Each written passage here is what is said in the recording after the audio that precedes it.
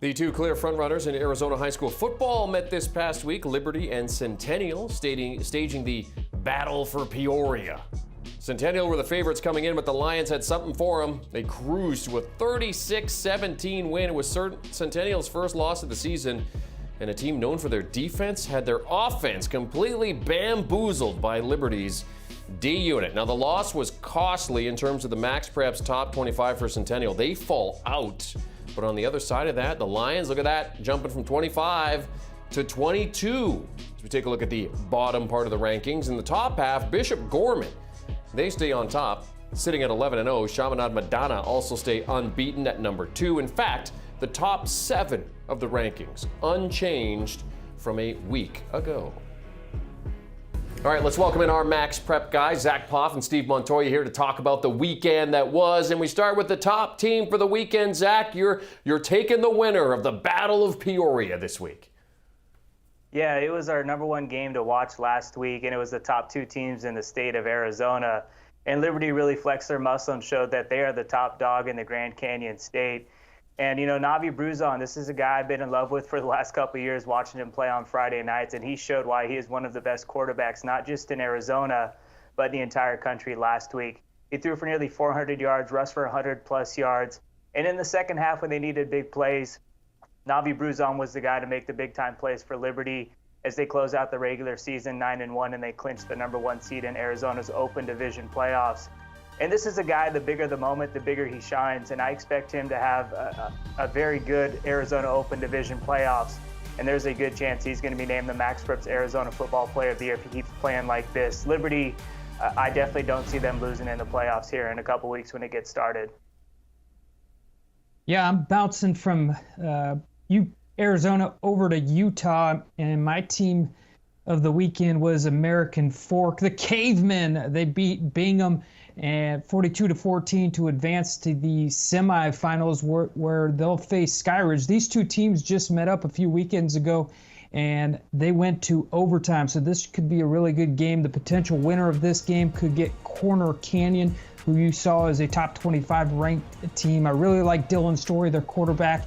He's thrown 31 touchdowns this year. He had 3 in that game. One of his favorite targets, Davis Andrews. He's a 4-star Utah commit. He has 11 touchdowns on the season. Their defense played really well. So I'm liking American Fork out of Utah. I love their mascot, and I love the fact that they're coming up into the semifinals in Utah with a lot on the line, obviously, and not to overlook Corner Canyon's opponent, Lehigh, but Corner Canyon could be waiting in the state championship. Steve, let me make sure I heard this right. American Fork's name are the Cavemen, is that right? Yeah, that's right. That's right. That's the best. You just never know what you're going to get with the high school mascots. There's one of them right there for you. That might be the best thing in high school football that I've heard all season. Just fantastic. All right, let's talk about some top players. In Zack, when there's a player named Madden, you instantly grab my attention, especially if he's playing like a cheat code. Yeah, Madden Iamaleava, a very familiar name too. Not Madden, but Iamaleava. His older brother Nico is a big-time quarterback now at Tennessee, and Madden showing he's a big-time quarterback also, just like Big Bro. Now he's a 4-star junior quarterback. They were playing in the D3 playoffs. He plays for Warren High School. They're facing a 10-0 Tustin squad. The dude threw for 471 yards and 5 tutties, made some big-time plays. They had a huge 4th and 25 conversion. And Madden Iamaleava needed every single touchdown to pull out the 34-33 win. He was the best performance I saw last week, especially with it being in the first round of the playoffs.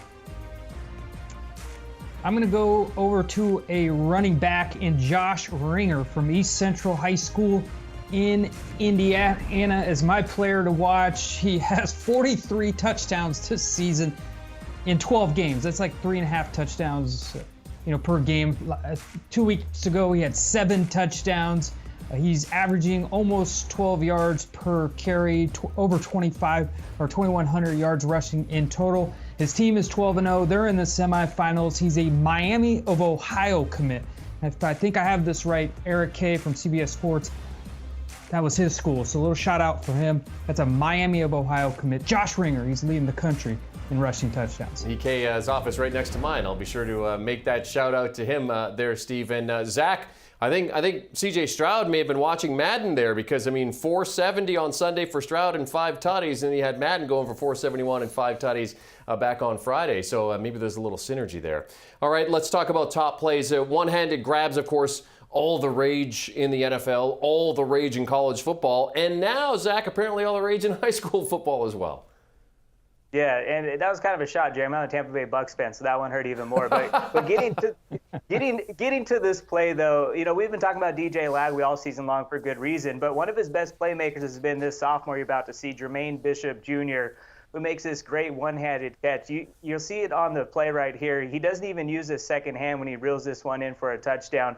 And looking at Willis High School in Texas, look at Lagway throw a dime, and boom, Jermaine Bishop just sticks his hand out. It's like he's got Stickum on his glove. And just, boom, easy money. He walks it in for 6. And Jermaine Bishop Jr., class of 2026 standout. This dude's been balling on both sides of the ball, making plays like that all season long for a 10-0 Willis team who's got a chance to face DeSoto in the 3rd round of the 6A D2 playoffs. That'll definitely be a get-your-popcorn-ready game if that game does happen. All right, Zach, I'm just going to piggyback off what you did. I'm staying in Texas. I'm staying with the good catch. And this one's great because the quarterback made a heck of a play and a heck of a throw. But Carlos Luna, the receiver, watch Marcus Lingo right here, stiff arm that guy and then throws it off the back foot, back of the end zone. That's where Luna makes that grab, keeps his feet in and scores. So this is kind of just an overall great play by the quarterback. Back foot throw, and there's his man Luna going up one hand, grabs it, keeps his feet in. Southwest High School out in Far Texas right there. Heck of a play. That's two top plays coming from the Lone Star State there in Texas. Yeah, fantastic grabs, too. You can tell the kids who are spending some extra time with the jugs machine, certainly getting those one-handed grabs in. All right, it is November. And Zach, you alluded to it earlier, the fact that the high school football regular season is coming to an end, which means that we're now into playoff season, so the games ramp up even more. Let's talk about your game of the week this week. What's the game you guys are watching? Yeah, going to the Peach State, Georgia's largest classification, the 7A playoffs, and the best game you're going to see not just in Georgia but the country this week. You got an undefeated number 11 team in the country, Colquitt County at 10-0. They'll be hosting 7-3 Parkview. Now, even though Parkview has 3 losses, they're still one of the most talented teams in Georgia. They got a bunch of studs led by 5-star Tennessee commit Mike Matthews. And they just lost to Grayson last week, so they want to get that sour taste out of their mouth, and they get a chance to hand Colquitt County its first loss of the season. The Packers got some dogs too, man. You got Nikar, a 4-star Miami commit. You got 4-star tight end Landon Thomas. He's a 2024 Florida State commit. So there's a bunch of dudes in this game, and this is definitely a get-your-popcorn-ready game in the opening round of the Georgia 7A playoffs. And also, too, Jeremy, this playoff bracket in Georgia has more MaxPreps top 25 teams than any in high school football with 5. So this is going to be a fun playoffs to watch in the Peach State.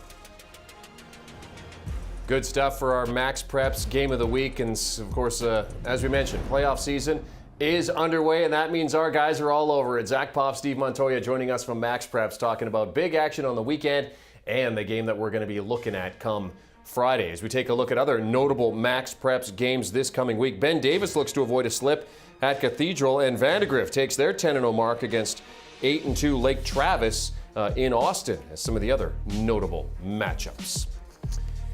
And speaking of notable matchups, you can catch them all broken down nicely on MaxPreps.com. Latest scores, highlights, analysis, recruiting news, and of course the MaxPreps Top 25, updated each and every week.